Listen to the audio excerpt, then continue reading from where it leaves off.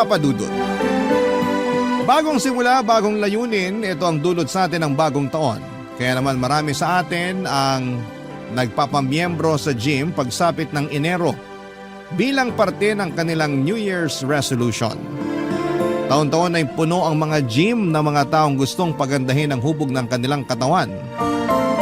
Alam ko ito, Papa Dudut, dahil isa po akong gym rat o taong madalas na magpunta sa gym para mag-exercise. Ako nga po pala si Maron, 27 years old, na nakatira sa Diliman, Quezon City. Bahay, trabaho at gym na ang naging routine ko sa loob ng mahigit 2 taon. Mula sa dati kong timbang na 55 kilos ay tumatakbo na ngayon hanggang 72 kilos ang bigat ko. Dahil sa pagbubuhat sa gym at pagkain ng tamang protina. Kung ikukumpara ang itsura ko noon sa ngayon ay di hamak.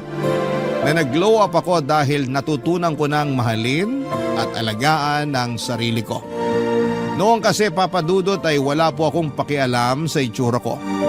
Bago pa man ako natutong mag-gym ay hindi ako marunong mag-ayos. Hindi ako naglalagay ng kung ano sa buhok ko. Hindi ako gumagamit ng mga sabong pampaputi at hindi rin ako namimili ng damit na isusuot.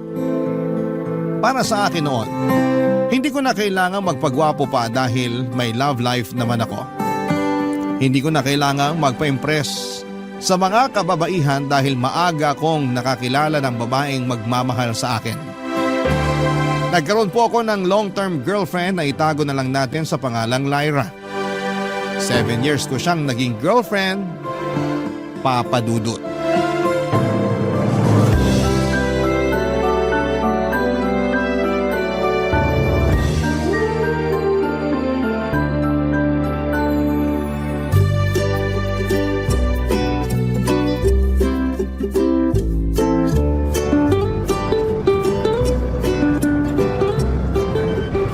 Hindi ko alam kung anong pumasok sa isip natin, pero yun na siguro ang pinakapangit na ride na nasakyan ko.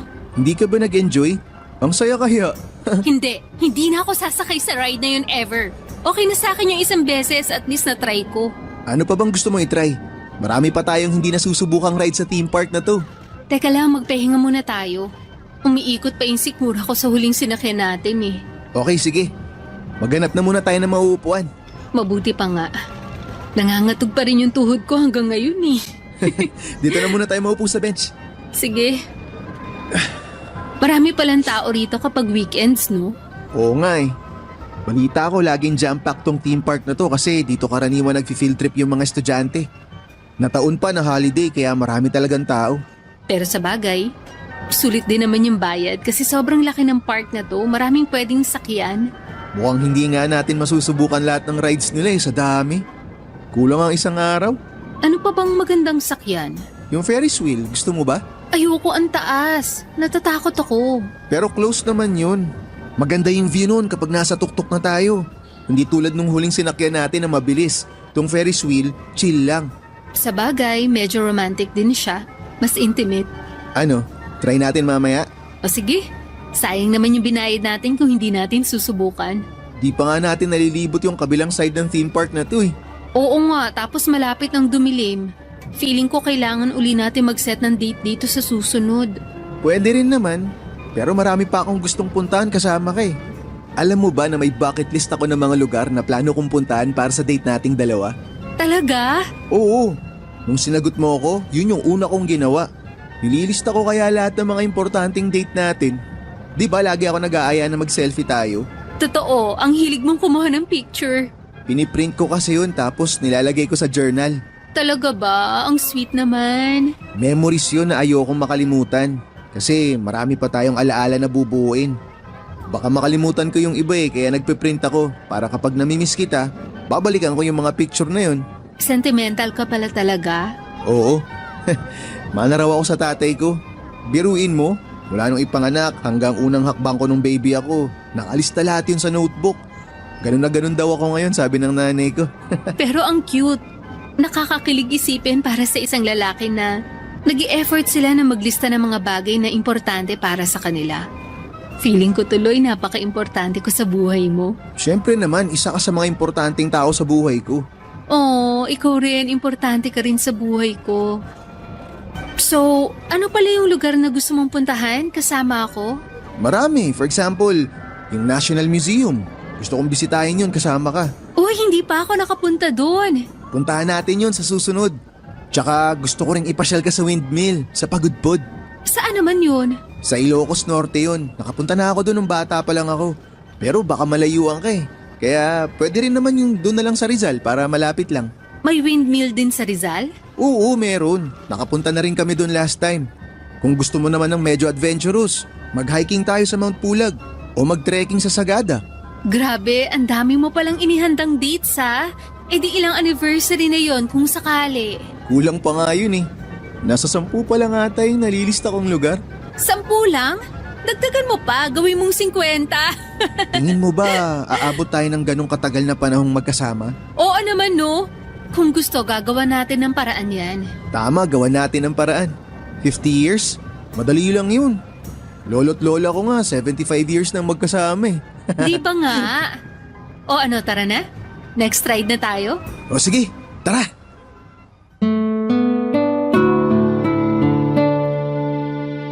Papadudot na sa college ako noon nang nakilala ko si Lyra. Kaibigan siya ng isa sa mga tropa ko na naimbitahan noong minsang nagkaroon ng selebrasyon sa bahay nila. Unang tingin ko pa lamang sa kanya ay naakit na ako sa taglay nitong ganda. Morena siya, papadudot, mahabang buhok at matangos ang ilong. Medyo suplada ang datingan pero kapag nagsalita ay napaka-sweet ng boses niya. Noong una ay nahiya pa akong makipagkaibigan sa kanya. Medyo mahiyain kasi ako noon at ang tanging nagawa ko lang noon ay ang magnakaw ng tingin sa kanya. Lumipas ang ilang araw ay muli ko siyang nakita sa isang school event. Nagkaroon ng food stall sa school noon bilang parte ng Foundation Day ng paaralan namin. At ang coffee shop kung saan nagtatrabaho noon si Lyra bilang bartender ang nagbantay sa kanilang stall. Doon din ay naisipan ko siyang i-add sa Facebook at noon ay nag-usap kami tungkol sa mga kape kahit na hindi naman ako mahilig uminom ng kape. Naging close kaming dalawa at nang tumagal ay tinapangan ko ang sarili ko at sinubukan ko siyang ligawan. Sinagot naman niya ako, papadudot. Naging maganda ang takbo ng relasyon namin dahil naalagaan naman ito ng maayos. Loki lang ang pagsasama namin. Hindi kami masyadong mapost sa social media at madalang lang kaming lumabas. Mas marami kaming intimate moments kung saan kaming dalawa lang ang magkasama. Sa pamamagitan noon ay mas tumibay pa ang pagsasama naming dalawa, papadudot. Tumagal ang relasyon namin ng 7 taon. Pero nasubok ang tatag ng pagmamahala namin noong nagkahiwalay kaming dalawa dahil sa pandemic. Halos 2 taon din kaming hindi nagkita dahil sa restrictions at lockdown. At yun ang naging dahilan kung bakit unti-unting naging malamig ang pagsasama namin, papadudot.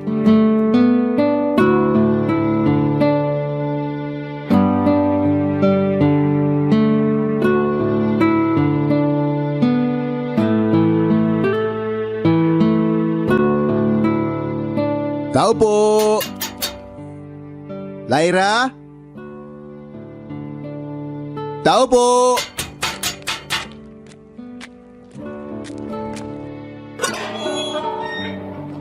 Maron? Anong ginagawa mo dito sa bahay namin? Nag-message ako sa'yo. Di ba sabi ko na bibisitahin kita? Nagdala ako ng grocery. Akala ko nagbibiro ka lang. Alam mo naman may COVID pa. Labas ka ng labas. Pwede nang lumabas. Hindi na sila nagbabawal ngayon. Kahit na. Hindi porkit pinayagan na tayo, pwede ka na maglalalabas. May COVID pa rin hanggang ngayon. Nanonood ka ba ng balita? Hindi mo ba alam kung gaano kadelikado yung sakit na yan? Alam ko. Kaya nga ako naka-face mask eh. May dala rin akong alkohol. Pinapahamak mong sarili mo eh. Idadamay mo pa kami. Nag-video call na lang sana tayo. Sa bagay, pwede nga naman mag-video call pero iba pa rin kasi yung makita kita ng personal eh. Miss na kita. Gusto na kitang mayakap. Hindi mo ba ako papapasukin sa inyo? Hindi, dito na lang tayo sa labas. Sorry pero nag-iingat lang ako. Alam mo may matanda kaming kasama sa bahay. Ayokong i-risk yun. Okay lang, naiintindihan ko naman. Kahit dito na lang tayo sa labas mag-usap. Ang mahalaga, nakita na rin kita sa wakas. Ano bang ipinunta mo rito? May importante ka bang sasabihin? Wala naman, gusto lang talaga kitang makita. Pwede ba kitang mayakap? Wag muna. Bakit? Nag-iingat lang ako. Galing ka sa labas. Hindi natin sure kung may nakuha ka bang virus habang nagbabiyahe ka papunta rito. Pasensya ka na talaga. Ayos lang, mas maganda rin naman talaga yung maingat. Ayoko rin naman na ako yung magdala ng COVID sa bahay nyo. Ay, heto pala yung groceries na binili ko para sa inyo. Kunin mo na. Salamat. Hindi ka na sana nag-abala pa. May nagdadala naman sa amin ng grocery eh. Marami na kasi tayong na-miss na celebration kaya kahit ito na lang sana yung pambawi ko sa'yo. Maron, nitong nagdaan taon, marami akong kinaharap na problema na hanggang ngayon hindi ko pa nasusolusyonan. Kung masaya ka sa ganitong pagbabago ngayon, ako hindi pa. Anong ibig mong sabihin? Anong problema yung sinasabi mo? Hindi mo na kailangan malaman yun. Personal na problema yun at wala ka na ron. Pero boyfriend mo ako. Dapat alam ko kung ano yung mga pinagdadaanan mo. Baka sakaling makatulong ako. Wala ka maitutulong sa pinagdadaanan ko ngayon. Maniwala ka sa akin. Ikaw ang dapat na magtiwala sa akin. Malay mo naman, may magawa ako para sa... Wala. Ngayon pa nga lang, nakakadagdag ka na ng problema ko eh. Ha? Paanong nakakadagdag? Lumalabas ka habang may COVID pa rin. Paano tayo makakasiguro na wala kang virus? Paano kung meron? Tapos nahawa mo ko, mahahawaan ko pa ang pamilya ko? Dagdag problema na naman? Mababa na yung kaso ng COVID ngayon. Kaya nga na-lift na yung ibang restrictions eh. Hindi naman ako bobo para ipahamak kayo. Hindi ako pupunta rito kung alam kong may virus ako. Hindi yun ang point ko. Ang gusto kong sabihin, masyado na ako maraming kinakaharap ngayon at hindi ko na kaya kung dadagdag ka pa. Sinasabi mo ba na pati ako pinoproblema mo? Hindi yun ang gusto kong sabihin. Pero ayoko lang na makadagdag ka pa sa mga isipin ko. Kaya kong sarili ko kaya wag mo akong alalahanin. Ang gusto ko lang naman makita ka eh. Bawal ba yun?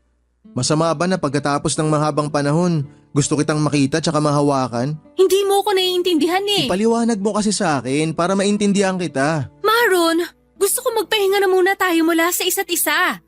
Ha? Paanong magpahinga? Pwede bang cool off muna tayo? Cool off? Gusto mo makipaghiwalay sa akin? Hindi, cool off lang. Ang ibig sabihin nun, magpapahinga lang muna tayo sa isa't isa, hindi tayo maghihiwalay. Ano? Hindi kita magets. Bibigyan lang natin ang isa't isa ng panahon para magpalamig, para magpahinga mula sa bawat isa. Walang usap, walang meet up, walang kung ano. Ha? Pero bakit? Please, Maron. Kailangan ko to ngayon. Sigurado ka ba na hindi ka nakikipaghiwalay sa akin? Oo naman. Hindi tayo maghihiwalay. Humihingi lang ako ng konting oras para mabawasan to mga nasa isipan ko. Hindi pa ba sapat yung 2 taon na hindi tayo nagkita? Hindi nga tayo nagkikita pero araw-araw naman tayo nag-uusap, di ba? Itong hinihingi ko, katahimikan mula sa isa't isa. Kaya mo bang ibigay sa akin yun? Ay, sige. Kung yan ang gusto mo, pagbibigyan kita. Pero hanggang kailan? Hanggang sa maliwanagan ako. Okay. Kung yan ang gusto mong mangyari, sige gawin natin. Pagbibigyan kita. Salamat. Papadudot, hindi ko alam kung bakit bigla na lang nawala ng gana sa akin si Lyra. Sa tagal ng panahong hindi kami nagkita, sa halip na ma-excite, na sa wakas ay magkakasama na ulit kami. Pagkatapos ng mahabang panahon ay iba ang naging reaksyon nito. Para bang hindi niya gusto akong makita. Pero wala akong magagawa kung gusto niyang magpahinga mula sa akin. Masakit man pero bilang boyfriend ay ibinigay ko ang gusto ni Lyra na pahinga. Kalaunan ay nalaman ko rin ang dahilan kung bakit gusto munang mapag-isa ni Lyra. Nasa kalagitnaan na pala ng hiwalayan ang mga magulang nito. Hindi ko alam kung bakit mas pinili niyang ilihim ito mula sa akin pero ginawa ko na lang ang lahat para masuportahan siya sa mabigat niyang pinagdadaanan. Buwan ang lumipas ay unti-unti nang bumalik sa normal ang lahat. nagsimula ng magbukas sa mga kainan at pasyalan. Lumalabas ang mga tao para mamasyal at magtrabaho pero ang relasyon namin ni Lyra ay nanatili pa ring nakatigil. Papadudot nangako siya sa akin na itutuloy namin ang relasyon namin kapag nakahanap na siya ng bagong trabaho. Pumayag naman ako dahil maski ako ay kailangan ding maghanap ng mapagkakakitaan. Ang problema nga lang, Papadudot, kung kailan dumating na ang araw na napagkasunduan kung kailan pareho na kaming nakahanap ng trabaho at nakabalik sa dating normal, ay hindi na bumalik pa ang relasyon naming dalawa ni Lyra, Papadudot. Barangay Love Stories. Barangay Love Stories. Papadudot, inamin sa akin ni Lyra na nakaramdam daw siya ng kaginhawahan noong nag-cool off kami. Para daw siyang nakalaya. Hindi ko alam na gano'n na pala ang pakiramdam niya sa pagsasama naming dalawa. Hindi ko po inaasahan na nasasakal na pala siya sa relasyon namin kahit na hindi naman ako mahigpit sa kanya. Siguro nga ay tama ang sinabi nito na nagsawa na lang din siya sa akin. Siyempre, Papadudot, masakit para sa akin na gano'n na lamang ako iniwan ni Lyra. Ipinagtabuyan niya ako na parabang wala kaming pinagsamahang dalawa. Sa isang iglap, ang 7 pagsasama namin ay itinapon na lamang niya sa nakaraan. Nagsimula siya sa panibago niyang buhay nang wala ako, na hindi na niya ako kasama. Alam ko po sa sarili kong wala akong ginagawang mali, Papadudot. Ginawa ko ang lahat para mapangalagaan ang relasyon namin. Imiligay ko ang lahat ng pangangailangan at gusto ni Lyra. Pero katulad nga ng sinabi sa isang kanta, the best wasn't good enough. Siguro dahil sa huli ay iniwan pa rin ako ni Lyra. Makalipas ang 1 buwan ay nabalitaan ko na lamang na meron ng bagong boyfriend si Lyra. Para po akong sinaksak sa puso noong nalaman ko ang balitang yon. 7 taong kaming nagsama pero ganon kabilis lamang niya akong pinalitan. Para akong aso na naghabol kay Lyra noon at awang-awa ako sa sarili ko habang hinahanap ang kasagutan kung bakit napakabilis niya na pinalitan ako, Papadudot.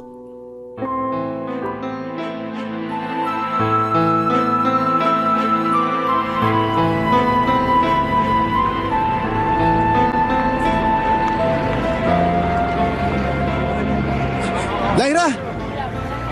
Lyra! Maron? Anong ginagawa mo rito? Gusto sana kitang makausap eh. Busy ka ba?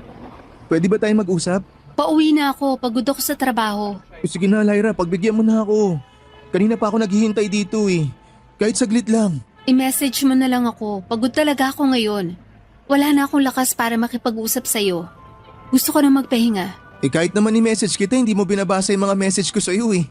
Tinatawagan din kita pero hindi mo naman sinasagot. Lyra, please. Kausapin mo naman ako kahit sandali lang. Ano pa bang kailangan nating pag-usapan? Tapos na tayo, di ba? Gusto ko lang malaman kung bakit. Kung paano nangyari to sa atin. Nasabi ko na sa'yo yan lahat noon. Oo, sinabi mo sa text. Pero gusto kong marinig sa'yo mismo yung rason. Gusto ko na sa'yo mismo manggaling yung totoo. Gusto kong sabihin mo sa harapan ko na hindi mo na ako mahal. Hindi na kita mahal, Maron. Kung ano man yung meron tayo noon, kung ano man yung mga bagay na naramdaman ko para sa'yo noon, wala na yun ngayon. Wala na akong pagmamahal na nararamdaman para sa'yo. Pero bakit? May rason ba? Hindi ko alam. Walang rason. Basta ang alam ko lang, iba na ang tingin ko sa'yo ngayon. Siguro na fall out of love ako.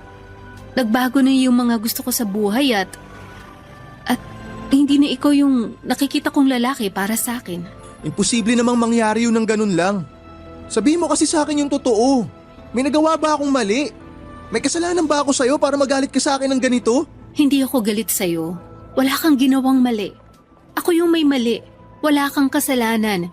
Ako yung may kasalanan kasi ako yung tumigil sa pagmamahal sa'yo. Lumang tugtugin na yan eh. Hindi pwedeng basta na lang tumigil yung pagmamahal mo para sa taong karelasyon mo.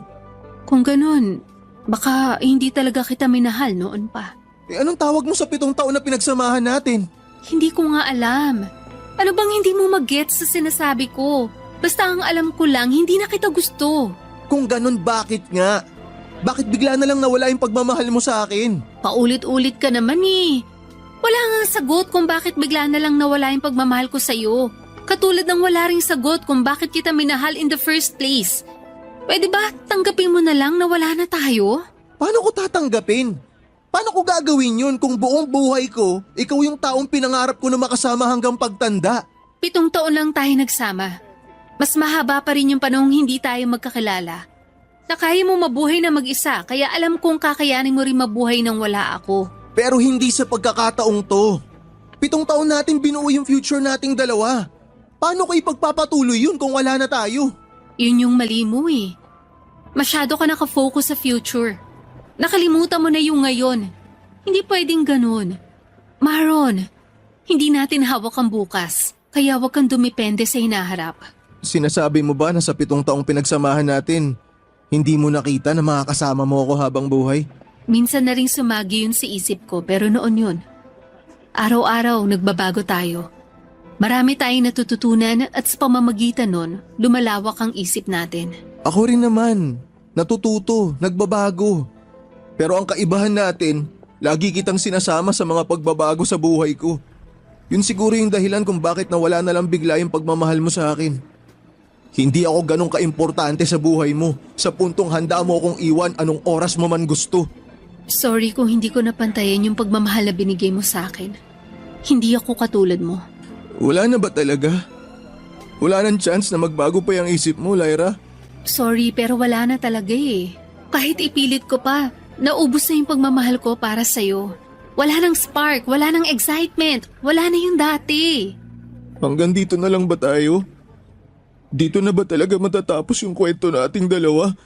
I'm sorry. Sobrang hirap pala kapag nalaman mong wala ka nang magagawa pa para maibalik ang taong minsan ding nagpasaya sa'yo. Ayaw na talaga akong balikan noon ni Lyra dahil may bago na siya. At kahit na anong panalangin at pagpupumilit pa ang gawin ko ay hindi na talaga kami magkakabalikan pa. Dahil sa nangyari ay unti-unti akong nag-self-destruct. Nawalan ako ng focus sa trabaho na dahilan kung bakit kamuntikan na akong matanggal sa trabaho. Nawalan ako ng gana sa mga bagay-bagay. Ang mga paborito kong ginagawa noon ay hindi ko na magawa dahil bawat isa nito ay may kalakip na alaala ni Lyra. Katulad na lamang tuwing naglalaro ako ng basketball, lagi niya akong pinapanood noon sa mga laro ko. Tumigil na rin ako sa panonood ng mga pelikula dahil siya ang lagi kong kasakasama sa pagmo-movie marathon. Sa mga sumunod na buwan ay napabayaan ko ang sarili ko. Minsan nakakaligtaan kong kumain dahil kahit gutom ay wala akong lakas para bumangon at kumain. Hindi rin ako lumalabas ng kwarto dahil hindi ko namamalaya ng oras. May mga araw na hindi rin ako nakakaligo. Para bang nawasak ang mundo ko noong nawala si Lyra at hindi ko na alam kung papaano ko ito bubuuin. Hanggang sa isang araw ay nagkaroon ng birthday party sa bahay dahil kaarawan ng tatay ko. Nagkaroon ng kaunting handaan at inuman sa bahay at pinilit ako ng mga kaibigan ni tatay na sumama sa inuman. Pinagbigyan ko sila. And for the first time noong nalasing ako, ay nagkaroon ako ng pagkakataon para ilabas ang lahat ng mga saloobin ko sa taong hindi ko kakilala, Papa Dudut.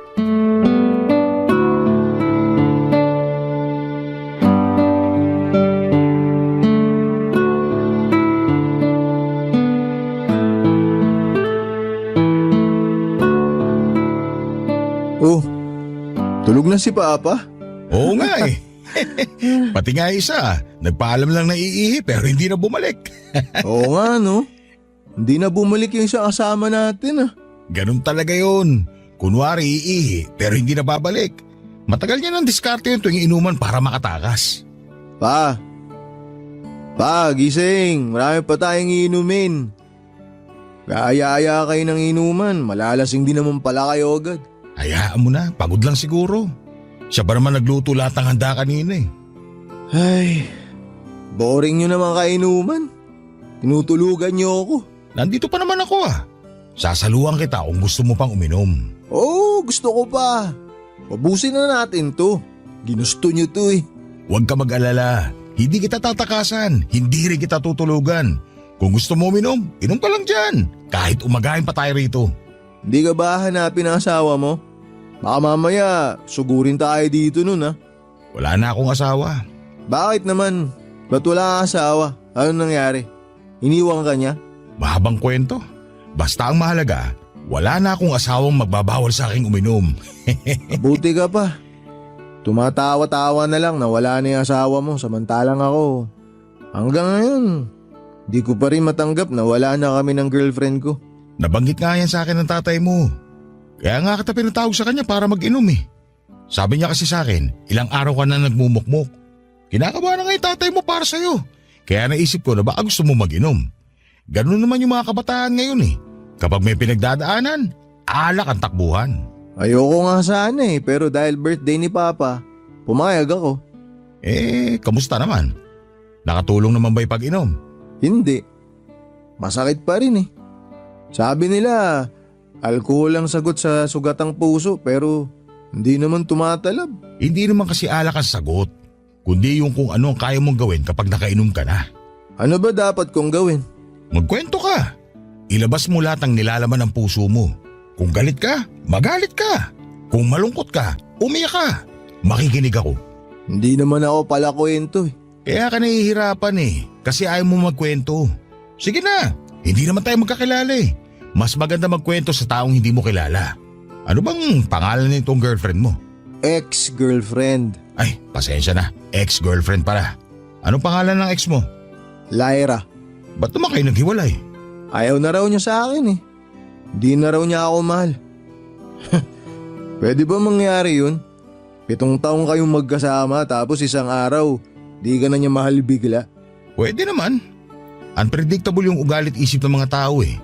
Pwedeng mahal ka niya ngayon, bukas hindi na. Pwedeng hindi ka niya gusto ngayon, pero pagkalipas ng 1 taon, gusto ka niya na ulit. Araw-araw, nag-iibang pagtingin natin sa isang tao. Nasa iyo na lang kung anong pagtingin ang kaya mong panindigan. Hindi ka siguro na panindigan ni Lyra kaya yun. Hindi niya na itinuloy yung pagmamahal niya sa'yo. Pero bakit naman di niya ako kayang panindigan? Araw-araw ko naman siyang pinipili. Bakit ako kaya ko? Kasi mas matimbang yung pagmamahal mo sa kanya kaysa pagmamahal niya sa'yo. Di ba nga? Sa timbangan, kung mas mabigat yung kabila, naiiwan sa baba yung isa. Tapos yung kabila naman, tumataas. Ganun siguro yung pagsasama nyo. Tumaas siya ng tumaas hanggang sa naiwan ka na lang sa baba. Dapat kasi, pantay lang yung pagmamahal nyo sa isa't isa para walang napag-iiwanan. So, kasalanan ko kung bakit nawala yung pagmamahal sa akin ni Lyra. Hindi mo kasalanan yun. Sadyang hindi lang talaga siya nag-effort na pabigatin yung side niya para pumantay sa'yo. Desisyon niya na yun. Ang hirap naman ng ganito. Alam mo kung paano mo ulit siya mapapantayan. Paano? Bawasan mo yung bigat mo para pumantay ka ulit sa kanya. Bawasan ko yung pagmamahal ko sa kanya? Oo. Kaya siya nasa tuktok at ikaw nasa baba kasi ikaw na lang yung nagmamahal. Alisin mo yung pagmamahal mo sa kanya at papantay ulit siya sa'yo. Pero sa pagkakataong yun, pantay kayo hindi dahil pareho niyong mahal ang isa't isa, kundi pareho na kayong walang pagmamahal sa bawat isa. Paano ko naman gagawin yun kung siya pa rin yung laman ng puso ko? Hindi yan maalis agad pero magandang simulan mo na. Paunti-unti hanggang sa wala ng bigat. Alam mo kung paano? Paano? Nakatulong sa akin to eh. Mag-gym ka. Gym? Oo. Subukan mo lang. Wala namang mawawala eh. Magkakamuscle ka pa. Papadudot, kung hindi ko pa tinanong kung ano ang edad ni Jet ay hindi ko akalaing 45 years old na pala siya. Mukha siyang kaidarang ko lamang at nagulat nga ako noong una ko siyang nakita dahil hindi ko inaasahang merong kaibigan si tatay na bata. Yun pala ay hindi pala nagkakalayo ang edad nila. Maganda ang pangangatawan ni Jet. Hindi siya mataba pero malaki ang katawan nito dahil batak ng muscle ang bawat parte nito. 3 araw nga ang lumipas bago ako nag-decide na lumabas ng bahay at sundin ang advice sa akin ni Jet na mag-gym. Naisip kong bigyan ng chance ang sarili ko kaya pinuntahan ko ang gym na tinutukoy ni Jet. Maliit lang ang gym at hindi ito katulad ng mga sosyal na gym na kailangan pa ng mahal na membership fee. Karamihan sa mga nagpupunta doon ay walk-in na nagbabayad ng 50 pesos kada session. Ang tawag sa mga ganong klaseng gym ay bakal gym na para sa masa. Mainit ang lugar, masikip at ang ilang gamit doon ay kinakalawang na. Pero kahit na ganoon ay jam-pack pa rin ang gym na yon. Pagpasok ko pa lamang sa lugar na yon ay parang gusto ko nang umuwi. Bigla ako nagdalawang isip dahil ayoko sanang makihalubilo sa mga tao. Pero agad akong nakita ni Jet at bago pa man ako makaalis ay hinila na niya ako papasok sa loob. First time ko mag-gym noong araw na yon, Papa Dudut. Si Jet ang nagsilbi kong coach. Tinuruan niya ako kung papaano gamitin ang mga equipment at kung ano-anong klaseng workout ang dapat kong gawin. Doon na nga po nagsimula ang tinatawag kong post-breakup fitness motivation. Nang sa ganon, ay makalimutan ko na si Lyra ng tuluyan, Papa Dudut. Barangay Love Stories. Barangay Love Stories. Papa Dudut, totoo nga ang mga sinabi ni Jet sa akin na malaki ang naitutulong ng pagbubuhat ng bakal para mailabas ko ang mga hinanakit ko sa buhay. Doon ko nga ibinuhos ang lahat ng kinikim-kim kong galit at bitterness. Kaya naman kinabukasan ay parang binugbog ang katawan ko. Hirap ako makagalaw dahil masakit pa ang mga muscles ko.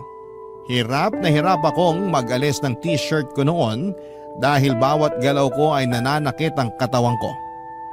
Ilang araw akong nagpahinga pagkatapos noon hanggang sa mabilis din akong nawala ng ganang bumalik sa gym. Napagtanto ko kasi ng mga time na yon na panandalian lang din pala ang pagkalimot na mararamdaman ko kahit na mag-gym pa ako.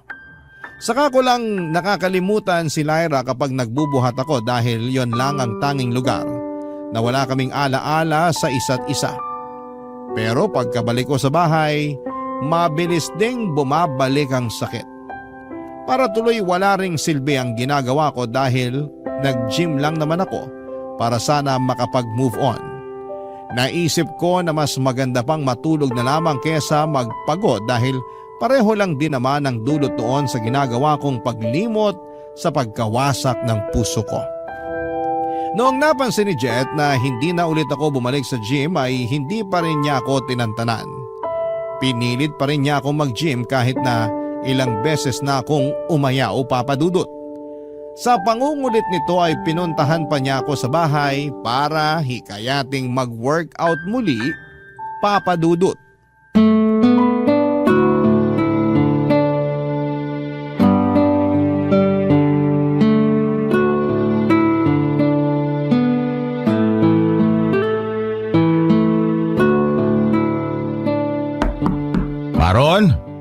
Maron, nandiyan ka ba?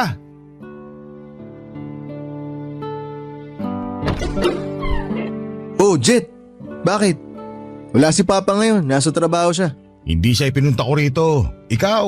Ako? Ba't naman ako pinunta mo? Ano kailangan mo sa akin? Hindi ka na nagpupunta sa gym ah. Ah, yun ba? Pasensya na.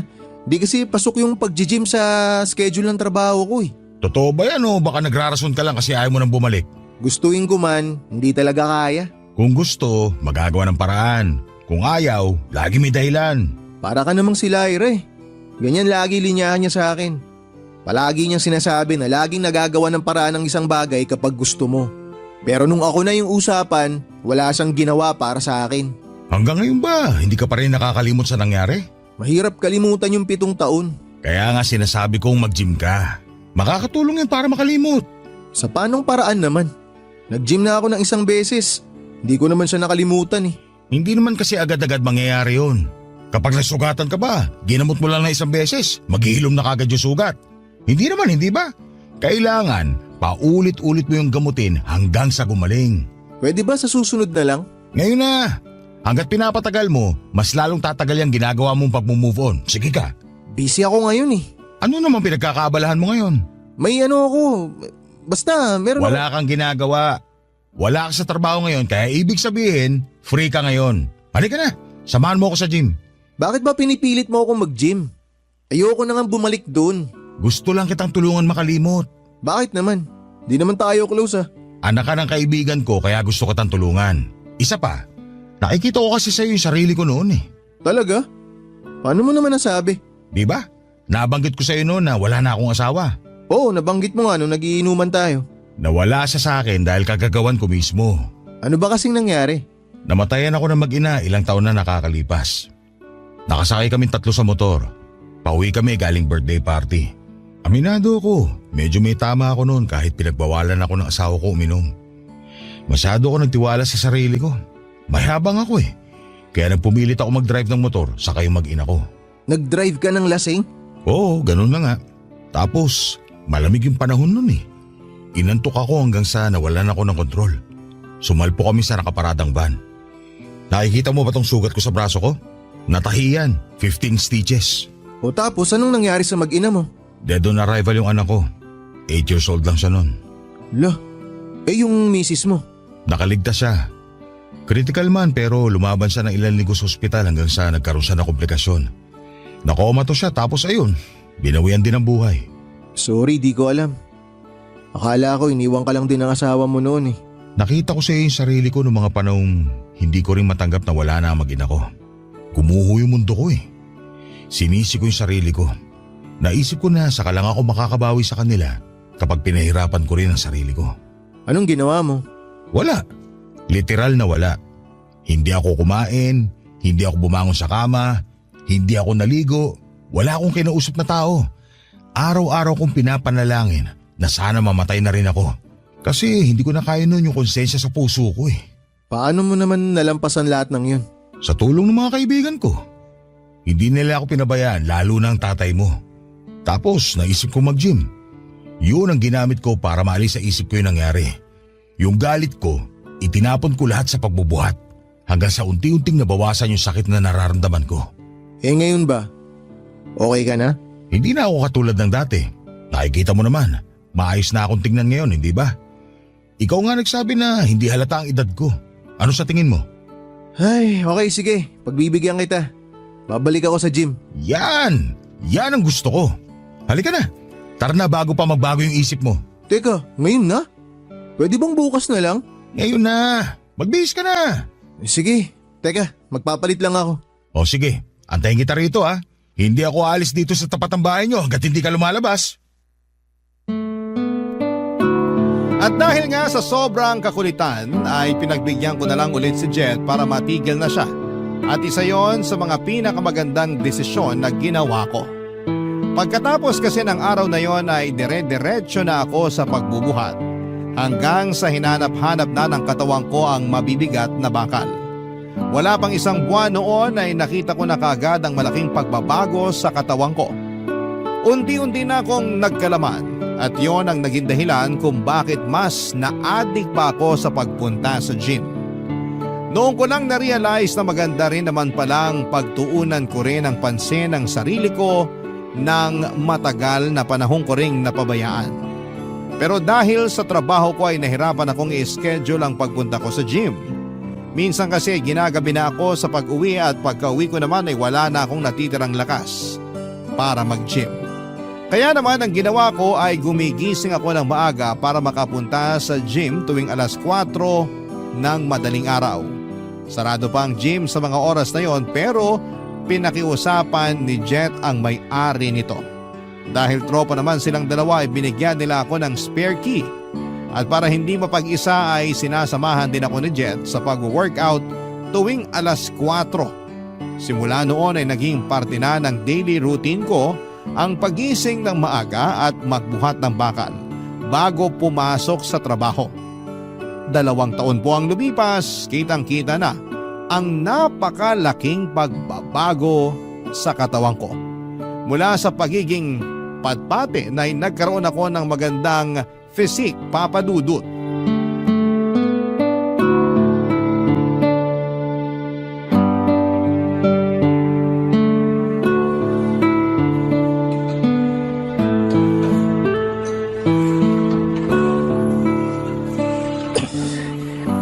Upo nga muna rito. Talagang tinalo mo na ako sa pagbubuhat ha. Mas malakas ka na kaysa sa akin. Tumatanda ka na kasi kaya humihina ka na. Kaya nga eh. Yun din siguro yung rason kung bakit hindi na ako makapalag sa mga mas mabibigat na timbang. Pero sa totoo lang, mas maganda pa rin yung katawan mo kaysa sa akin eh. Mas marami akong experience kaysa sa'yo eh. Pero maganda na rin naman yung sa'yo. Batak na batak na. Dati nga hindi ako mahilig magsuot ng sando pero ngayon, halos yun na lang araw-araw suot ko. Mas mainam naman. Bukod sa presko, na ipagmamayabang mo pa yung mga muscle mo. Itong mga pinaghihirapan natin sa gym, dapat ipinapakita, hindi tinatago. Nakakataas din pala ng confidence kung ganito, no? Oo naman. Pansin mo na ba yung pagkakaiba kung paano ka itrato ng mga tao kumpara noon? Sobra. Eto hindi sa pagmamayabang ah. Dati walang pumapansin sa akin. Pero ngayon, may napapalingon na rin. Ganun talaga kapag natuto ka ng alagaan ng sarili mo. Tsaka nakakapagbigay din pala to ng peace of mind, no? Hindi lang katawan mo gaganda sa pag-gym, gaganda rin pati mental health mo. Kasabay kasi ng pag-improve ng katawan mo, nag-i-improve din ang pananaw mo sa buhay. Ibig sabihin nun, may growth ka bilang tao. Kaya iba na yung Maron noon sa Maron ngayon. Talagang ibang-iba na. Maraming bagay ako natutunan at na-realize nitong nagdaang 2 taon. Ang tanong ko naman ngayon, kumusta na ang puso mo? Nakalimot na ba sa masasamang alaala ng nakaraan? Oo, magaling na. Wala nang sugat. Fresh na fresh. Pantay na ba yung timbangan? Wala na mas lamang. Magka-level na ulit kayo ni Lyra. Pantay na. Pareho na naming hindi mahal ang isa't isa. Mabuti yan. Proud ako sa'yo na sa wakas, nalampasan mo na yung madilim na parte ng buhay mo. At dahil sa tulong mo yun, kung di mo ako pinilit mag-gym noon, wala ako sa kinatatayuan ko ngayon. Salamat ah. Nakakahiya nga kasi hindi pa ako nakakabawi sa'yo. Hindi ko pa matuloy-tuloy yung painom na naipangako ko sa'yo. Wala yun, huwag mo na isipin yun. Saka mo na lang ako painumin kapag hindi ka na busy. Ang mahalaga nakatulong ako. Kahit papano, parang natulungan ko na rin yung sarili ko dahil sa'yo. Anong ibig mo sabihin? Natulungan mo yung sarili mo sa paanong paraan naman? Wala, huwag mo na isipin yun. Masyado ka yatang madrama ngayong araw ah. Ano nakain mo? Katulad nga ng sinabi ko, proud lang ako sa'yo. At least tapos na yung trabaho ko. Alam mo naguguluhan talaga ako sa mga pinagsasabi mo. Huwag mo na akong isipin. Tuloy mo na yung set mo. Mamaya na muna. Pahinga lang ako sandali. Ikaw, di ka ba magbubuhat ngayon? Magbihis ka na para makahabol ka sa akin. Pass mo na ako ngayon. Hindi mo na ako mag-workout ngayong araw. Dumaan lang talaga ako rito para i-check ka. Tsaka para makapagpaalam na rin. Magpaalam? Bakit? Saan ka pupunta? Uuwi muna ako sa probinsya namin. Dadalawin ko yung mga kamag-anak ko doon, tsaka mga kamag-anak na rin ng asawa ko. Pareho pala kayo ng probinsya ng asawa mo? Oo, doon kami nagkakilala tapos dito na kami sa Maynila bumuo ng pamilya. Ilang araw ka naman magtatagal dun? Hindi ko alam eh. Depende, basta balitaan na lang kita. Okay, sige. O paano yan? E di liliban ka muna sa pag-gym. May gym naman doon. Doon na lang ako magbubuhat. Oo nga naman. Hindi ko naisip yun ah. Sure nga. Kung ganun, kita-kits na lang. Kita-kits. Pagbalik ko, dapat mas mabigat na ibang binubuhat mo ha. Chill lang. Kadadagdag ko lang ng reps ko eh. Saka na ako magdadagdag ng timbang kapag di na ako nahihirapan sa 8 reps. O sige, ikaw bahala. O paano yan? Mauna na ako. O sige, mag-iingat ka. Dala mo ako ng pasalubong pag uwi mo ha. Oo naman, ikaw pa ba? Papadudot lumipas ang ilang linggo ay hindi na muling bumalik pa sa gym si Jet. Sinubukan ko siyang kontakin para kumustahin pero hindi siya nag-reply sa mga tawag at chat ko. Naisip ko na baka busy lamang siya sa buhay kaya binigyan ko pa siya ng ilang araw. At sa mga sumunod na araw ay mag-isa na lamang ako noon sa gym kada alas 4 ng umaga. Parang ako na nga lang ang nagbubukas ng gym dahil pagkatapos ko ay dire-diretso na rin ang pasok ng iba pang mga gagamit nito. Pagkalipas ng ilang panglinggo ay nagsimula na akong magtaka sa kawalan ng paramdam ni Jet. Maging ang tatay ko ay walang makuhang update noon mula sa kanya. Pinuntahan ko siya sa inuupahan niyang bahay pero nalaman ko na lamang na hindi na pala siya nakatira doon. Naghihintay ako sa pagbabalik ni Jet hanggang sa isang araw habang tahimik akong nagbibilang ng reps ko. Sa gym ay biglang bumukas ang pinto nito at pumasok si Jet. Initian ko siya mula sa salamin na nasa harapan ko at nagsaludo naman siya sa akin pagbalik. Dahil nasa kalagitnaan ako ng workout ay hindi ko muna siya nagawang lapitan. Tinapos ko ang set ko saka ko ibinaba ang buhat-buhat kong barbell. Noong pupuntahan ko na sana si Jet ay nalito ako dahil wala namang tao sa gym. Mag-isa lamang ako at wala si Jet. Lumabas pa ako ng gym para hanapin siya pero hindi ko siya nakita. Tinawagan ko siya sa number niya pero sa halip na si Jet ang sumagot ng tawag ay ang kapatid nito ang nakausap ko. Ibinalita niya sa akin na wala na raw si Jet, Papa Dudut. Isang araw ay hindi na lang daw ito nagising. Tingin nila ay inatake si Jet sa puso habang natutulog ng mahimbing. Nabanggit din ng kapatid ni Jet sa akin na ang totoong dahilan daw ng pagpunta nito sa probinsya ay dahil nagtago ito sa dami ng utang na tinakasan niya. Ang kwento pa sa akin ay nagpatong-patong daw ang utang ni Jet dahil sa naging gastusin nila sa ospital noong naaksidente ang mag-ina niya. Sa cellphone ni Jet ay nabasa nila na marami ng mga nagbabanta sa buhay niya dahil sa laki ng utang nito sa kung sino-sino. Yun daw marahil ang pinakadahilan kung bakit naging sobrang balisa ni Jet ilang araw bago ito pumanaw. Doon ko lang napagtanto na noong mga panahong tinutulungan ako ni Jet na bumangon ay may sarili din pala siyang pinagdadaanan. Nakakalungkot dahil wala man lang akong nagawa para matulungan siya. Ganon pa man, habang buhay kong tatanawin na utang na loob ang pagtulong na ginawa niya sa akin para maghilom ang sugat ko sa puso ko kahit na ako mismo ay hindi ko siya nagawang tulungan. Hanggang dito na lamang po ang sulat ko, Papa Dudut. Maraming salamat po at napili po ninyong ibahagi ang kwento ng buhay ko at sana ay marami akong na-inspire sa kwento ko. Ang inyong forever kapuso at kabarangay, Maron.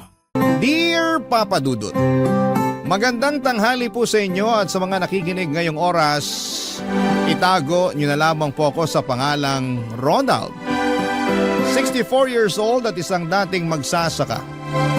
Libangan na rin talaga naming mag-asawang pakikinig sa istasyon ninyong Barangay LS 97.1 at etong Barangay Love Stories, ang palagi naming inaabangan sa tanghalian. Dalang-dala kasi kami sa mga kwento na inyong iniere. At hindi ko naisip na darating ako sa punto na ako rin mismo ang gagawa ng sulat para makapagbahagi ng sarili kong kwento, Papa Dudut. Ang kwento ng buhay ko na sana ay kapulutan naman ng aral ng ating mga kabarangay na nakikinig ngayon. Maaga kaming naulila sa mga magulang ng kapatid kong si Elena, Papa Dudut. Namatay ang nanay namin dahil sa cancer at sakit sa baga ang kinamatay ng tatay namin. Mula noon ay ako nang nagtatrabaho para sa araw-araw na gastusin sa bahay namin. Hanggang grade 6 lang din ang natapos ko noon, pero para sa akin ay sapat na yon. Dahil marunong naman akong magbasa, magsulat at magbilang. Naniniwala ako na hindi na ako maluloko o malalamangan ng ibang tao dahil hindi na ako isang mangmang. Sapat na ang kaalaman ko para makapagtrabaho ako ng maayos at kumita ng pera. At ang pagsasaka ang naging trabaho ko nang kami na lamang ng kapatid kong si Elena ang magkasama sa buhay, Papa Dudut.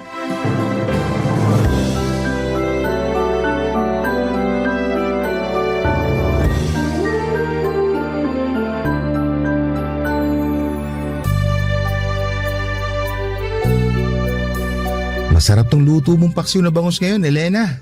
Mabuti naman at nagustuhan mo ng luto ko, kuya.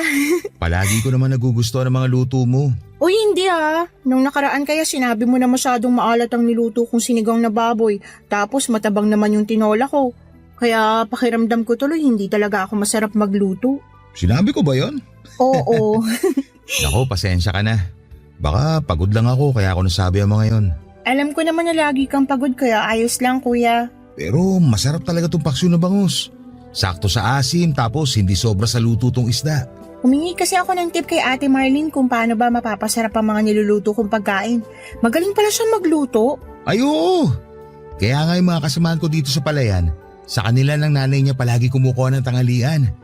Sulit ang bayad kasi bukod sa masarap ang lasa, marami pa sila magbigay ng ulam at kanin. Mabait talaga yun si Ate Marlene, tsaka yung nanay niya, no? Sinabi mo pa, kaya marami silang kaibigan sa palayan. Karamihan yung mga asawa rin ng mga katrabaho ko doon.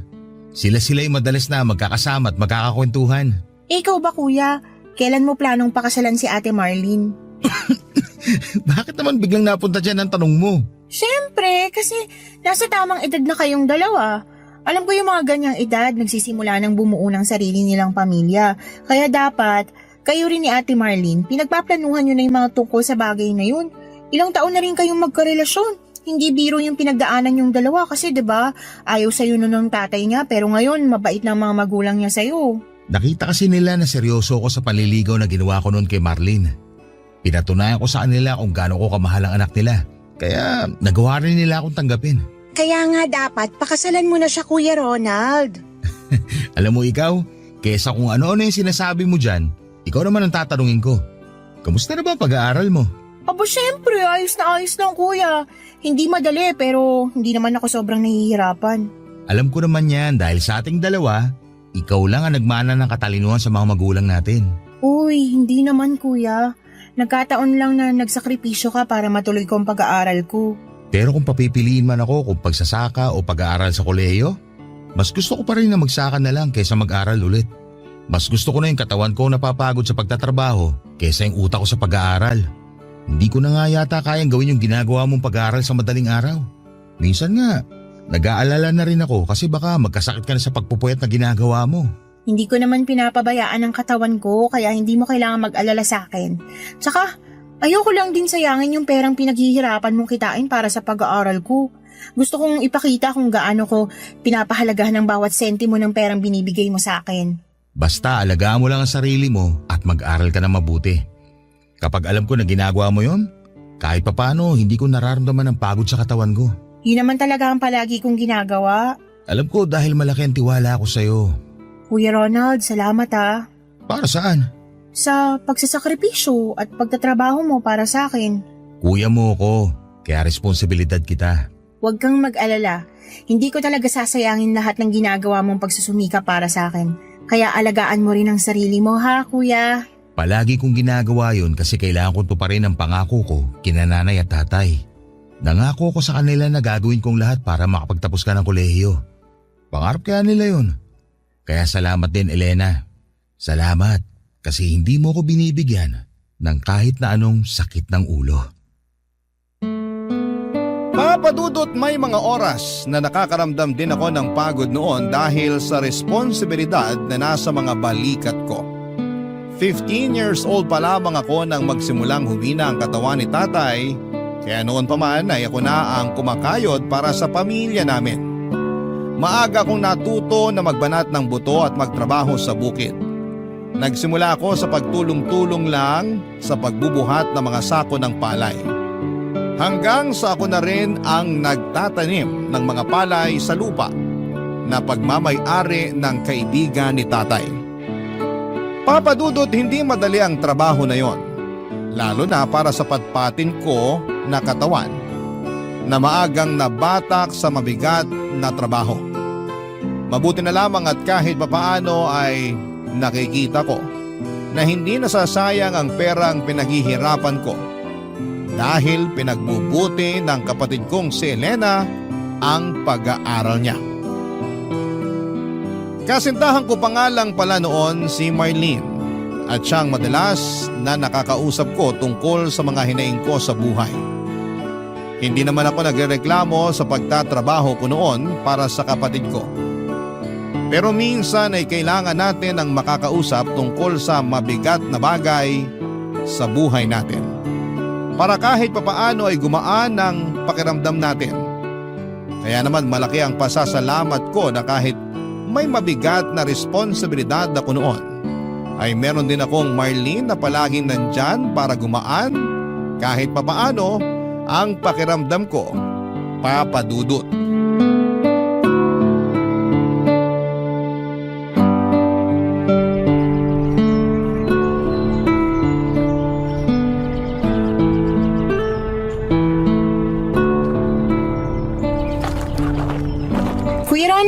Nandito na kami ni Ate Marlene. Dala na namin ang pagkain para sa tanghalian mo. Uy, tamang-tama kasi nagugutom na rin ako. Yan ba yung nadala nyo? Dito nyo na ipatong sa malita mesa na to. Sige Ronald, ilalabas ko na rin to mga plato, baso at pagkain na dala ko para sa'yo. Sakto kasi maagang nagtanghalian yung ibang kasamahan ko sa trabaho. Kaya wala nang ibang makakasabay sa atin ngayon dito sa lamesa.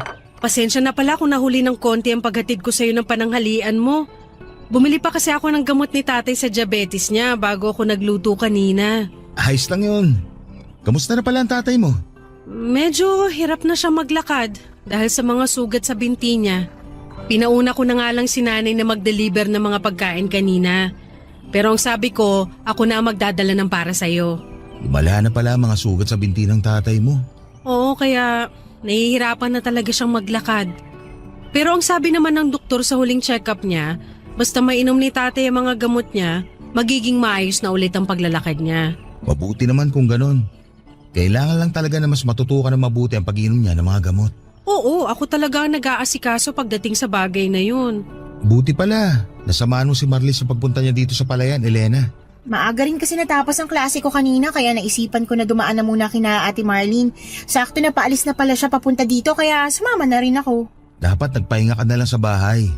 Alam ko naman na hindi ka sanay mainitan. Ayos lang kuya.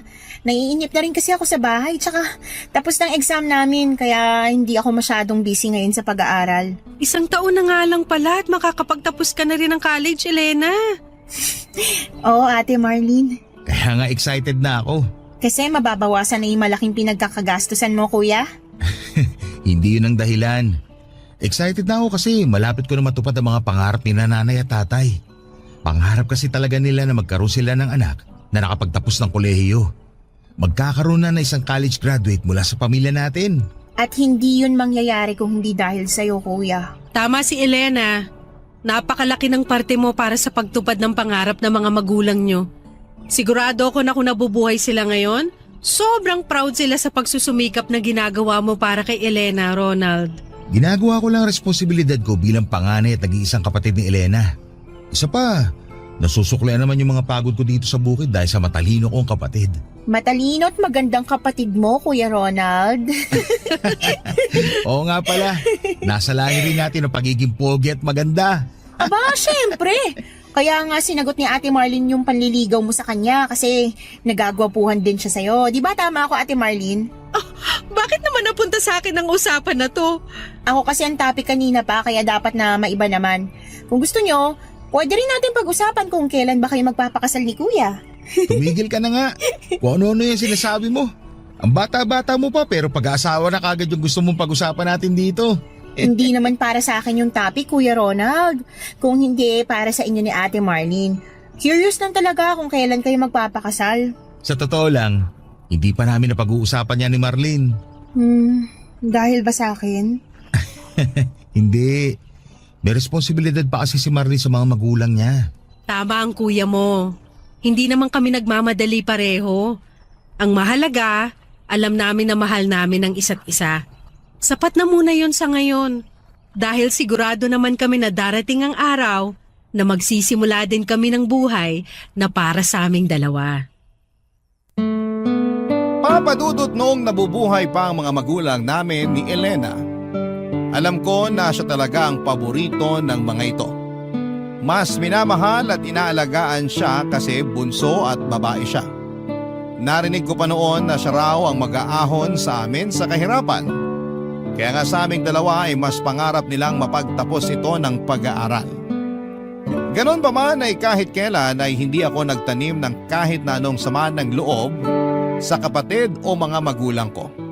Kahit pa nga ang huling habilin ni na tatay at nanay noon sa akin bago sila pumanaw ay alagaan kong mabuti, proteksyonan at pagtapusin ko ng pag-aaral ang kapatid kong si Elena. Hindi naman ako umaasa noon na mayaahon ako ni Elena sa buhay na meron ako sa oras na mapagtapos ko na siya ng pag-aaral. Hindi ako naghihintay ng kahit na anong kapalit mula sa kanya, Papa Dudut. Ang nasa isip ko noon, ako na lang ang pamilya niya kaya responsibilidad ko siya ano pa man ang mga mangyari. Isa pa ay mabait ang kapatid kong si Elena. At wala siyang ginagawa na nagbibigay sa akin ng sakit ng ulo. Masipag siyang mag-aral at alam ko na hindi nasasayang ang bawat sentimong pinaghihirapan ko sa aking pagtatrabaho, Papa Dudut, para sa kanya. Isa siyang kapatid na deserving ng tulong ko, Papa Dudut. Barangay Love Stories. Barangay Love Stories.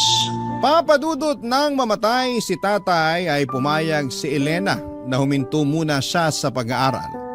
Sakto kasi na kakatapos niya lamang din ng high school at wala pa akong sapat na pera para maipagpatuloy niya ang kolehiyo.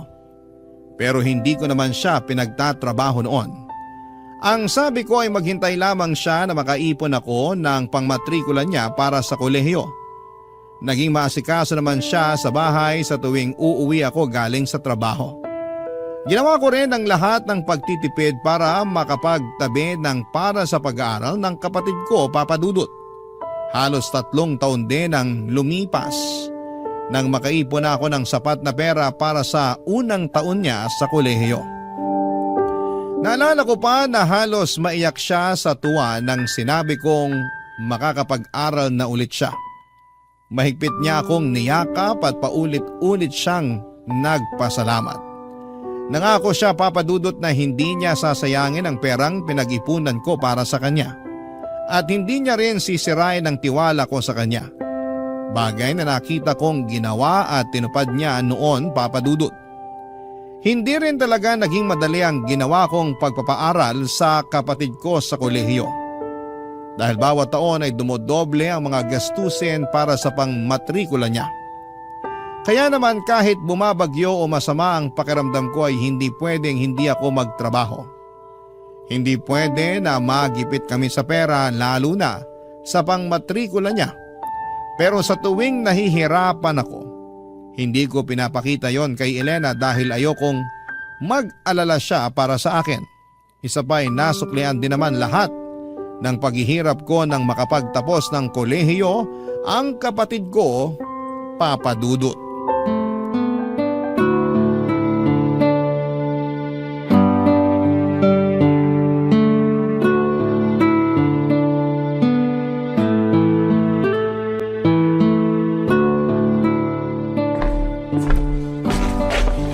Nandito ka lang pala sa kusina, Kuya Ronald. Tinitingnan ko lang kung marami pa ba itong pagkain na nandito para sa iba pang bisita na darating mamaya. Marami pa yan, Kuya. Ilan lang naman yung kumakain sa sala ngayon, tsaka yung darating pa mamaya. Mga ibang kamag-anak lang din natin halos kasi yung mga kaklase ko may kanya-kanya ring celebration sa mga bahay nila. Sa bagay, pagdating ni Marlene mamaya, may dala rin siyang bilaw ng pansit at kakanin. Ay talaga? Ang dami pa pala nating pagkain talaga kung ganun. Pero thank you, Kuya. Nagpakatay ka pa talaga ng biik para lang maipaghanda ako. Siyempre naman, hindi pwedeng hindi natin i-celebrate ang pagtatapos mo ng kolehiyo. Thank you talaga, Kuya, sa lahat ng ginawa mong pagtatrabaho para makatapos ako ng pag-aaral ko. Salamat din kasi sinuklean mo ng maayos na pag-aaral ang lahat ng ginawa ko. Hindi ka lang nakapagtapos ng college, naging cum laude ka pa. Kaya sobrang proud talaga ako sa'yo. Ginawa ko talaga yun para sa'yo kasi ayun lang ang kaya kong ibigay na kapalit para sa lahat ng pagpapakapagod mo para sa akin. Alam mo ba kanina nung umakyat tayo ng stage para abutin yung diploma mo? Sobrang nagpipigil akong maluha. Kaya palang sabi mo kanina, sinisipon ka kaya pa na yung pagsinghot mo. Oo, buti nga napigilan ko ang sarili ko na maluha kanina kahit mahirap. Sobrang saya kasi talaga ng nararamdaman ko lalo na nung malaman ko na cum laude ka pala. Hindi ko talaga kaagad sinabi sa'yo para masurpresa kita. Gusto ko kasi na ibigay yun na regalo sa'yo. At nagawa mo yun, Elena. Yun ang pinakamasayang regalong natanggap ko sa buong buhay ko. Basta, ako naman ang babawi sa'yo, Kuya. Hindi mo kailangan gawin yun. Susuklian ko lahat ng ginawa mong pagsasakripisyo para sa akin. Gagawin kong mas magaan ang buhay para sa ating dalawa. Unahin mo muna ang sarili mo bago ako. Basta, nandito lang ako palagi para suportahan ka sa mga plano mo. Kasama ba sa mga susuportahan mo sa akin yung plano kong pagluwas sa Maynila? Itutuloy mo na ba talaga yon? Oo, kasi sa susunod na buwan, luluwas na rin ng Maynila yung kaklase ko na kasabay kong gumraduate. Sabay sana kami maghahanap ng trabaho doon. Sa Maynila din kasi nakatira ang tita niya, kaya may matutuluyan kami doon. Napakalayo ng pagkakaiba ng buhay sa Maynila dito sa probinsya natin. Kahit hindi pa ako nakakapunta ng Maynila, alam ko na maraming adjustment ang kailangan kong gawin. May tiwala ka naman sa akin, di ba? Oo naman siyempre. Malaki ang tiwala ko sa'yo. Pero doon ako kinakaba sa mga taong makikilala at makakasama mo sa Maynila. Baka kasi kung anong gawin nilang hindi maganda sa'yo. Kuya, hindi na ako bata. College graduate na nga ako, di ba? Tapos cum laude pa. Masyado kasing malayo ang Maynila. Hindi kita mapoprotektahan sa oras na may mangyaring masama sa'yo. Alam ko kung paano dapat na alagaan at protektahan ang sarili ko. Kaya huwag ka na masyado mag-alala sa akin. Pero kung sakali, may makukuha ka rin namang maayos na trabaho dito sa probinsya natin. Oo, pero sigurado akong maliit lang din ang kikitain ko dito. Yung iba nga, di ba, nahihirapan pang maghanap ng trabaho dito sa atin at ayoko na mangyari sa akin yun. Isa pa, kuya, pakiramdam ko kasi nasa Maynila ang trabaho na magiging daan para maging mas maayos ang buhay natin. Marami akong plano para sa ating dalawa't sa bahay na to at naniniwala ako na matutupad ko yon sa oras na sa Maynila na ako makahanap ng trabaho. Sana suportahan mo pa rin ako sa desisyon ko na to. Siyempre naman. Mahirap para sa akin na magkalayo tayong dalawa. Pero ayoko naman maging hadlang sa mga pangarap mo. Salamat, kuya. Wala yun. Basta kapag nahirapan ka dun, umuwi ka kagad dito sa atin. Palaging bukas ang bahay na to para sa'yo. Papa Dudut, ayoko sanang sumang-ayon sa gusto ni Elena na sa Maynila siya maghanap ng trabaho. Pero matagal na niya talagang plano yon. Hindi pa ako nakakarating noon ng Maynila pero alam ko kung gaano kagulo sa lugar na yon. Marami na akong kakilala na kamag-anak o kapitbahay namin na lumuwas ng Maynila at nasira lamang ang kanilang mga buhay. Nagkaroon sila ng anak pero walang maayos na pamilya dahil iniwan ng kanilang asawa. Nabaon sa utang at bumalik sa probinsya na naghihirap ang buhay. Hindi naman sa wala akong tiwala sa kapatid ko dahil alam ko kung gaano siya kadiskarte sa buhay at katalino. Hindi naman siya makakapagtapos ng cum laude sa kolehiyo kung hindi siya matalino. Pero wala pa rin akong tiwala sa mga tao sa Maynila na pwede niyang makilala at makasama doon. Ganon pa man, Papa Dudut, ay hindi ko pinigilan ang plano at kagustuhan niya na lumuwas ng Maynila para doon maghanap ng trabaho at makipagsapalaran sa buhay. Kasama niya ang isa niyang kaklase at nakitira siya sa bahay ng tita nito. Nung una ay madalas pang sumulat si Elena. Hindi pa kasi uso ang cellphone noon at wala rin kaming telepono.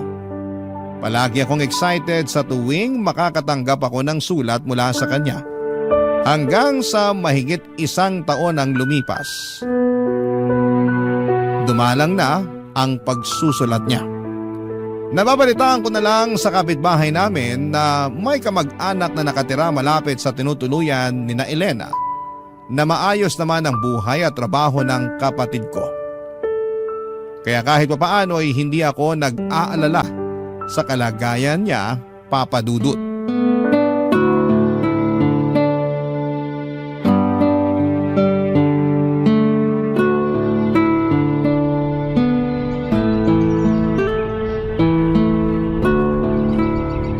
Ronald! Halika na rito, magtanghalian ka muna.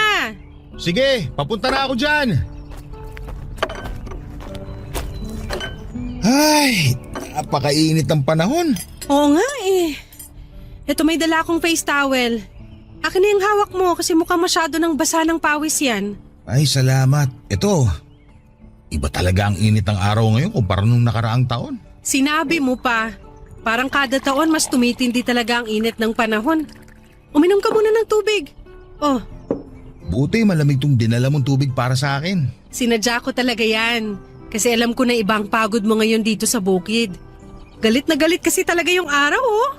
Kahit nga nakapayong ako habang naglalakad kanina papunta rito, pakiramdam ko napakalapit lang ng araw sa nilakaran ko. Oh, eto na ang plato mo na may kanin at binagoong ang baboy. Salamat, Marlene. Mukhang mapaparami ako ng kain yan kasi binagoong ang baboy pala tong niluto mo ngayon para sa akin. Alam ko kasi na paborito mo yan. At isa pa, matagal na akong hindi nakakapagluto ng ganyan. Kilala mo na talaga ako ah. Aba syempre naman kasi mahigit 3 taon na tayong magkarelasyon. Kaya kabisado ko na ang maliliit at malalaking detalye na tungkol sa'yo. Nakakatuwa nga kasi parang kailan lang nung unang beses ako umakyat ng ligaw sa bahay niyo. Naalala ko pa yan, Ronald. Kasi kahit malamig ang gabi noon, napansin ko na walang tigil ang pamumuo ng pawis sa noo at leeg mo. Kinakabahan kasi talaga ako. Dahil kilala nga ang tatay mo sa pagiging masungit at istrikto na forma sa lugar natin. Pero mabait naman si tatay nung nakausap mo na siya, di ba? Mabait naman. Hindi ko lang maiwasan na kabahan sa umpisa. Kasi talagang matalim ang tingin niya sa akin noon. Ano ka ba? Ganun talaga ang mata ni tatay kasi singkit siya. Nagbibiro lang naman ako. Pero alam mo kung ano yung mas nakakakaba? Ano? Nung araw na sasabihin na natin sa mga magulang mo na may relasyon na tayong dalawa. Naalala ko rin yan. Kasi halos maiyak pa nun si nanay. Akala kasi nila magpapakasal na tayong dalawa. Ganun na nga. Pinaliwanag ko naman na malayo pa yun sa plano natin. Dahil gusto ko na hindi magsabay ang responsibilidad ko sa'yo at sa kapatid ko. Ayokong madali ng mga bagay sa buhay ko.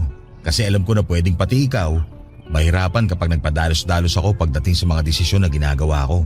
Pakiramdam ko nga, yan ang dahilan kung paano mo nakuha ang tiwala ni tatay. Kasi alam niyang responsable ka pagdating sa paggawa ng mga desisyon. Mabuti kasi kung ako lang ang mahihirapan. Maapektuhan din kasi yung kapatid ko at yun ang ayokong mangyari. Teka, kumusta na pala si Elena? Mukhang maayos naman siya. Nagpadala na ba ulit siya ng sulat sa'yo? Hindi pa nga eh. Talaga? Oo. Mahigit 1 buwan na rin niyang hindi sinasagot ang mga sulat ko. Pero mukha namang maayos siya sa Maynila. Paano mo nalaman? Nakausap ko rin yung magulang ng kaklase ni Elena na kasama niya nagtatrabaho sa Maynila. May pwesto sila ng tindahan sa bayan. Kaya nagawa kong dumaan para makipagkamustahan sa kanila. Ano namang sabi nila tungkol sa kapatid mo? Regular na raw sa trabaho ang kapatid ko at talaga raw napakasipag. Kaya daw siguro hindi nakakasagot sa mga sulat ko dahil busy sa trabaho niya. Naku, baka nga masyado siyang busy sa trabaho kaya hindi na siya makagawa ng sulat sa'yo. Pero alam mo, nag-aalala pa rin ako. Hindi kasi ako sanay na matagal kami nagkakalayo na dalawa. Kinakabahan ako na baka may nangyari na hindi maganda sa kanya. Matalino at madiskarte ang kapatid mo. Sigurado ako na walang mangyayaring masama sa kanya. Isa pa, nasa tamang edad na rin siya kaya sa tingin ko tapos na ang responsibilidad mo sa kanya. Yun na lang din ang iniisip ko. Kilala ko naman siya at alam ko na ginagawa niyang lahat para mas mapabuti ang buhay niya. Pero tama ka sa sinabi mo, Marlene. Naisip ko rin tuloy na baka oras na para buhay naman nating dalawa ang simulan nating ayusin. Papadudot, naisip ko noon na tama si Marlene. Tapos na rin naman ang responsibilidad ko para kay Elena kaya oras na para sarili ko naman ang asikasuhin at intindihin ko. Kaya naman pagkalipas ng ilang buwan ay nagplano na kaming magpakasal ni Marlene.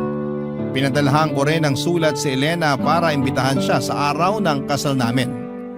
Sumagot naman siya sa sulat pero sinabi niya na hindi siya makakauwi dahil busy siya sa trabaho niya.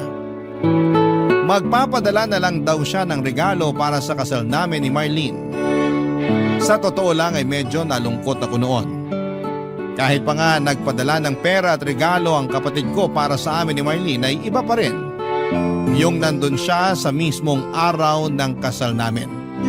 Pero iniisip ko na baka nasa mabuti siyang kalagayan at maayos ang buhay niya. Masaya na ako para sa kanya, Papa Dudut, at alam ko na masaya din siya sa buhay niya, Papa Dudut. Kung anong buhay na meron siya. Samantalang ako naman ay masaya ako sa buhay na kasama ko ang babaeng pinakamamahal ko, Papa Dudut. Barangay Love Stories. Barangay Love Stories.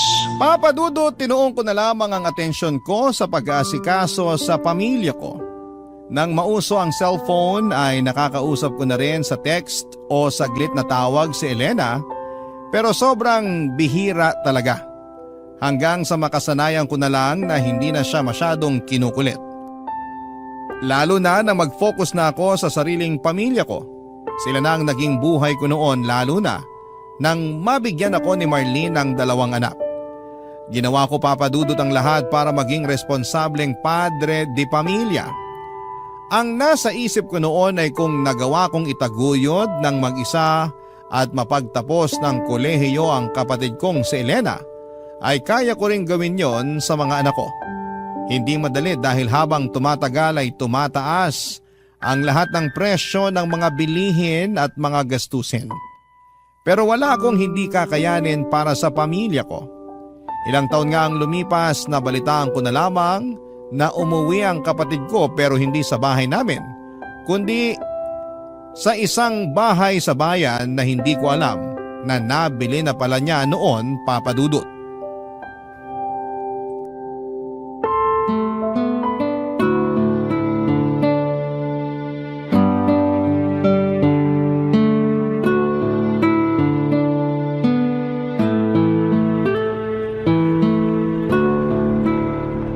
Ang alam ko, malapit na dito yung address ng bahay ni Elena. Medyo nakakaligaw sa lugar na to, no? Oo nga eh. Maluwag kasi yung kalsada dito, pati na yung bakuran ng bawat bahay. Kaya nakakalito rin talaga maghanap ng address. Pero ang laki ng mga bakuran at bahay dito, ha? Napansin ko rin yan. Mahal siguro kahit maliit na lote lang dito. Mukha nga, Ronald. Halatang asensado na talaga ang buhay ng kapatid mo. Natutuwa nga ako kasi kahit matagal na akong walang naging balita mula sa kanya, nakita ko naman talagang naging maayos ang buhay niya. Mabuti nga kahit paano natuto ka na rin gumamit ng cellphone. Pinag-aralan mo talaga mula nung makuha mo ang number ni Elena doon sa magulang ng dati niyang kaklase. Oo, kasi mas mabilis sa komunikasyon doon kaysa sulat. Ayun nga lang, hindi rin masyado nagre-reply tong si Elena kapag nagte-text o nangungumusta ako. Pero alam ko naman busy siya, kaya nga ilang taon na rin siyang hindi nakakauwi dito sa probinsya natin. Sa tingin mo, Ronald, ayos lang talaga na pumunta tayo ngayon sa bahay niya? Oo naman, narinig mo naman yung sabi ng kapitbahay natin kanina. Ngayon daw yung pa-house blessing ni Elena sa nabili niyang bahay. Nagtataka lang ako kasi hindi man lang siya nag-text sa'yo na nakauwi na pala siya ng probinsya, na kumuha na pala siya ng bahay at may pa-house blessing pala siya ngayon. Nabanggit niya naman yun sa akin dati. Alin sa mga sinabi ko? Yung plano niya na pag-uwi dito sa probinsya natin. Kailan niya naman nabanggit yun? Matagal na rin siguro, may ilang buwan na nakakalipas. Nakalimutan ko lang sabihin sa'yo. Pero sana, sinabi niya rin yung tungkol sa pagbili niya ng bahay. Kita mo nga, pati ikaw nagulat nang malaman mong nakauwi na siya at doon na siya dumiretso sa bagong bahay niya. Ang buong akala pa naman natin doon siya sa bahay natin titira.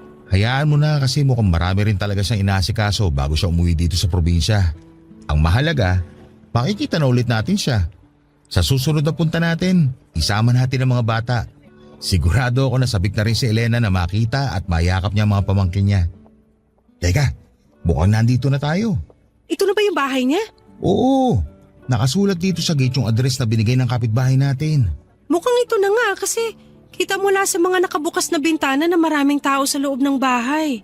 Tara, pumasok na tayo. Ronald, sandali lang. O bakit? Anong problema? Dito na lang muna tayo sa may gate. Tapos i-text mo na lang si Elena sa cellphone niya.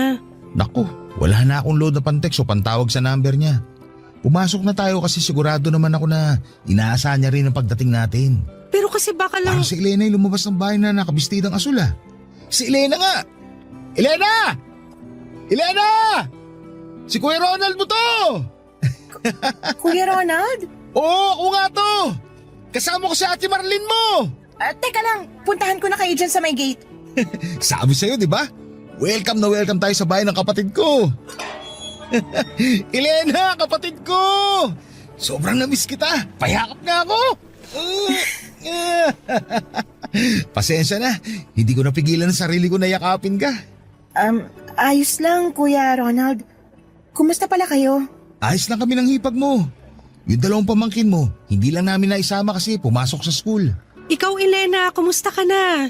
Eto, medyo tumaba pero maayos naman ako. Maayos naman ang buhay ko. Halata nga na maayos ang buhay mo kasi malaki yung bahay na nabili mo. Pinag-ipunan ko talaga yan.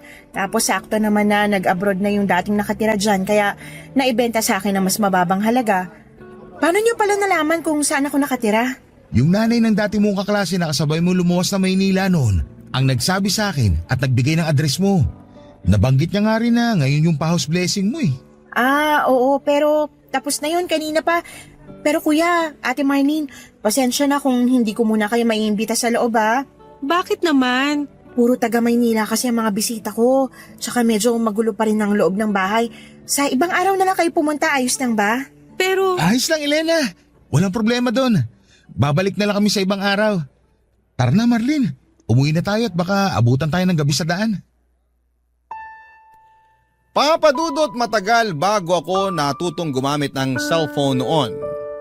Pinilit kong pag-aralan yon nang makuha ko ang number ni Elena. Doon kami ulit nagkaroon ng komunikasyon pero bihira pa rin siyang mag-reply sa mga text ko. At mula nang mabalitaan kong umuwi na ng probinsya namin si Elena ay hindi na talaga ako mapakali. Sobrang sabik na kasi akong makita siya noon dahil ilang taon na rin akong walang naging balita sa kanya. Kaya naman hindi ko na napigilan ng sarili ko na puntahan siya sa address ng bagong bahay niya na nakuha ko. At nang makita ko siya, hindi ko na nga napigilan ang mayakap siya. Naramdaman ko na medyo nailang siya sa akin dahil syempre ilang taon na kaming hindi nagkita at magkasama. Kaya naman sinunod ko na lamang ang pakiusap niya na sa ibang araw na lamang kaming dumalaw sa kanya dahil may iba siyang bisita noon sa bahay nila. Pagkalipas nga ng 2 araw ay dumalaw ulit ako sa bahay ni Elena kasama si Marlene at ang panganay na anak namin. Pinatuloy kami ni Elena noon at pinagmeryenda pa nga ng ininit niyang spaghetti na natira pa yata noong handa sa house blessing na may kasamang soft drinks. Napakalaki talaga ng pinagbago ng itsura ng kapatid ko at masasabi ko na talagang umasenso na ang buhay niya. Dahil kompleto halos ang appliance sa loob ng bahay niya. Nagkamustahan kami at sinabi niya na doon na raw siya ulit sa probinsya namin maninirahan dahil balak niyang magtayo ng malaking grocery store. Nagulat din ako papadudot nang sabihin niya na kung papayag raw ako ay plano niyang pag-aralin ang panganay kong anak ng grade 4. Sasagutin niya lahat ng baon, gamit at kung ano paman ang kailangan ng anak ko. Nagdalawang isip ako pero sa huli ay pumayag ako sa gusto niyang mangyari. Maayos naman ang naging usapan namin na doon muna sa kanya titira ang anak ko kapalit ng pagpapaaral niya dito. Nakakadalaw pa kami sa kanya noong unang mga linggo at buwan. Hanggang sa isang araw na dumalaw ulit kami doon ni Marlene ay nagulat ako nang makita ko na hinahampas at sinasabunutan ng kapatid ko ang anak ko. Hindi po ako makapaniwala sa mga nakita namin. Kaagad kong hinilang anak ko at sinabi kong mauna na siya sa sakay ng tricycle at doon na lamang kami hintayin ng nanay niya, Papa Dudut.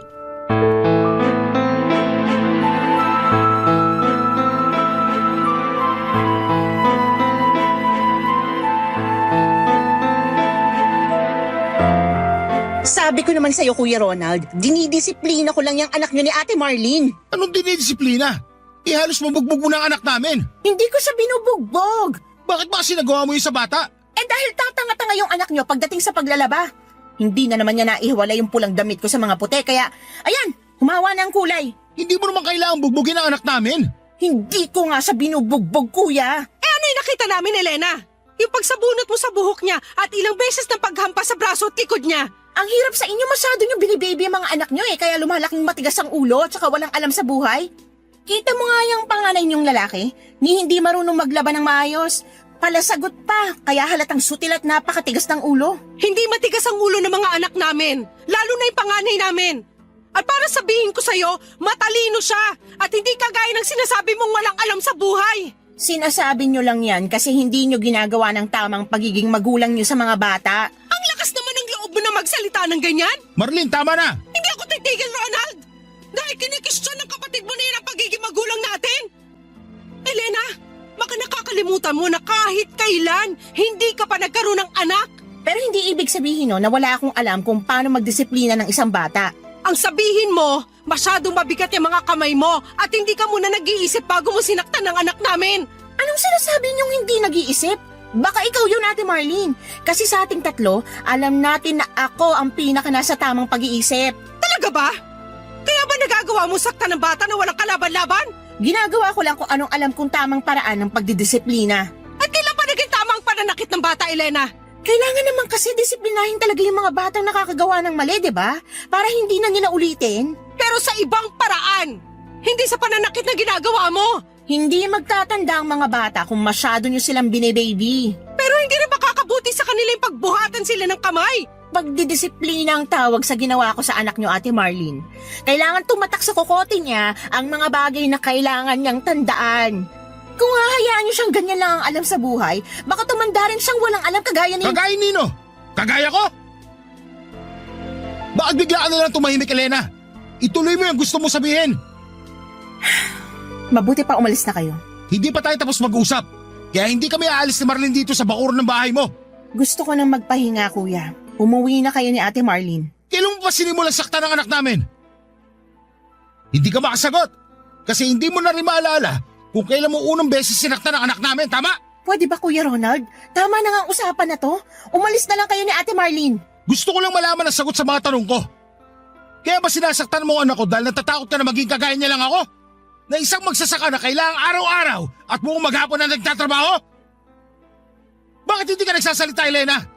Bakit hindi mo aminin na sobrang baba ang tingin mo sa akin? Na kinakahiya mo ako bilang kapatid mo? Kaya ayaw mong tumulad sa akin ng anak ko kasi para sa'yo, walang narating ang buhay ko. Aminin mo na, Elena. Mababa talaga ang tingin mo sa akin. Oo, sige na. Kaya ko lang naman dinidisiplinang mabuti ang anak niyo kasi